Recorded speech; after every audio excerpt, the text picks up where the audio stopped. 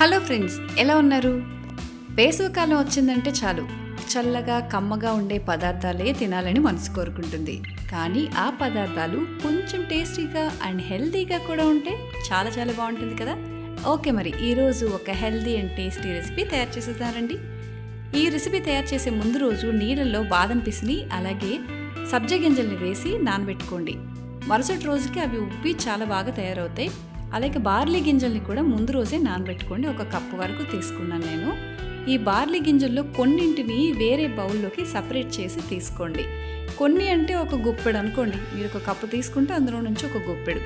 దీనిలో కొంచెం నీళ్లు పోసి ఇవి సపరేట్గా ఉడికించాలి. ఎందుకంటే మనం తయారు చేయబోయే ఈ రెసిపీలో ఉడికించిన బార్లీ గింజలు యాడ్ చేస్తే అది తింటున్నంతసేపు ఈ బార్లీ పలుకులు పంటికి తగులుతూ చాలా కమ్మగా ఉంటాయి.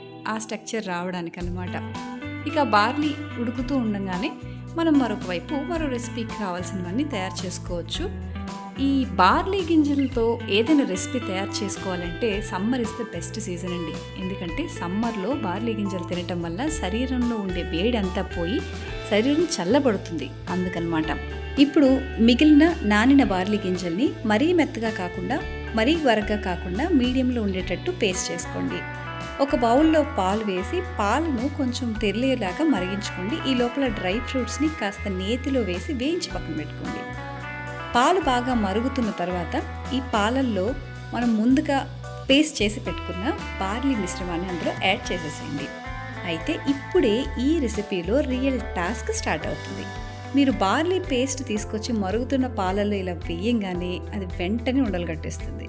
ఈ ఉండలతో మన రెసిపీ కంప్లీట్ అవ్వదు. కాబట్టి అలా ఉండలు కట్టకుండా ఆ వచ్చిన ఉండలు పాలల్లో కరిగిపోవాలి అంటే ఒక గరిటె వేసి దాన్ని కలుపుతూనే ఉండాలి. ఇంకొక ఆప్షనే లేదు. మీరు ఇలా కంటిన్యూగా కలుపుతూ ఉంటే ఉండలు కట్టినవన్నీ కూడా నార్మల్గా అయిపోయి మనకు ఒక మంచి స్ట్రక్చర్లో ఒక పాయసం లాగా ఈ రెసిపీ రెడీ అవుతుంది. దీనికి కొంచెం టైం పడుతుంది. కాస్త ఓపికగా కలుపుతూ ఉండాలంతే. ఇది కాస్త చిక్కబడిన తర్వాత ఇదిగో చూసారా ఇలా తయారవుతుంది. మీకు కావాలనుకుంటే ఇక్కడతో ఈ రెసిపీ ఆపేసి దీన్ని చక్కగా పాయసంలా తినేయొచ్చు. కానీ మన రెసిపీ ఇంకా అయిపోలేదు, కంటిన్యూ అవుతుంది. ఇప్పుడు మీకు చూపిస్తున్నట్లుగా ఇందులో బార్లీ గింజలు ఉడికించినవి యాడ్ చేశాం కదా. సో ఇప్పుడు దీన్ని కొంచెం బాగా కలిపిన తర్వాత ఒక కప్పు బెల్లం యాడ్ చేసుకోండి. మీరు కావాలనుకుంటే మీ టేస్ట్కి తగినంత బెల్లం యాడ్ చేసుకోవచ్చు. కానీ నేనేం చేశానంటే కప్పు బెల్లంతో పాటు మరొక ఇంగ్రీడియంట్ ఇందులో యాడ్ చేశాను. అదేంటంటే డేట్స్ సిరప్ యాడ్ చేశాను. అంటే ఖర్జూరం పళ్ళ మిశ్రమం అన్నమాట. ఇది బయట దొరుకుతుంది. లేదా మీరే ఖర్జూరం మిక్సీ చేసుకుని వేసుకున్నా కూడా పర్వాలేదు. లేదు బెల్లంతోనే పూర్తి రెసిపీ చేస్తానన్నా కూడా నో ప్రాబ్లం. ఎలా అయినా దీన్ని తయారు చేసుకోవచ్చు. తీపి యాడ్ చేయడమే ఇందులో కావాల్సింది. తీపి కూడా యాడ్ చేసిన తర్వాత ఇదిగో చిక్కగా ఉండే మిశ్రమం స్టార్ట్ అవుతుంది. ఇప్పుడు దీన్ని ఇలానే తీసుకువెళ్ళి దీన్ని ఫ్రిడ్జ్లో పెట్టుకోండి. డ్రై ఫ్రూట్స్ని యాడ్ చేసుకోండి. ఆ తర్వాత మీరు ముందు రోజు నానబెట్టుకున్న బాదం పిసిని అలాగే ఈ సబ్జా గింజల్ని కూడా ఇందులో యాడ్ చేసి పూర్తిగా బాగా కలిసేలాగా కలుపుకోండి. బాదం పిసిని అండ్ సబ్జా గింజలు ఈ రెండు కూడా శరీరానికి బాగా చలవ చేసే పదార్థాలు. ఈ రెసిపీ లాగా కాకుండా మామూలుగా నానబెట్టుకొని ఏదైనా పదార్థంతో కలుపుకొని తిన్నా కూడా ఇవి శరీరానికి ఎంతో కూలింగ్ ఏజెంట్స్ లాగా పనిచేస్తాయి అన్నమాట. సో కాబట్టి ఇవన్నీ కూడా మంచివే, మనని హ్యాపీగా కూల్గా ఉంచుతాయి. ఇంకేముంది, రెసిపీ కంప్లీట్ అయిపోయింది.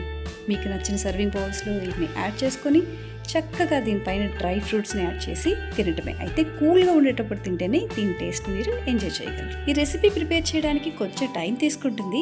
కానీ టేస్ట్తో కంపేర్ చేస్తే ఎంత టైం పెట్టినా తప్పు లేదు అనిపిస్తుంది. మరి మీరు కూడా తప్పకుండా ట్రై చేసి చూస్తారు కదా.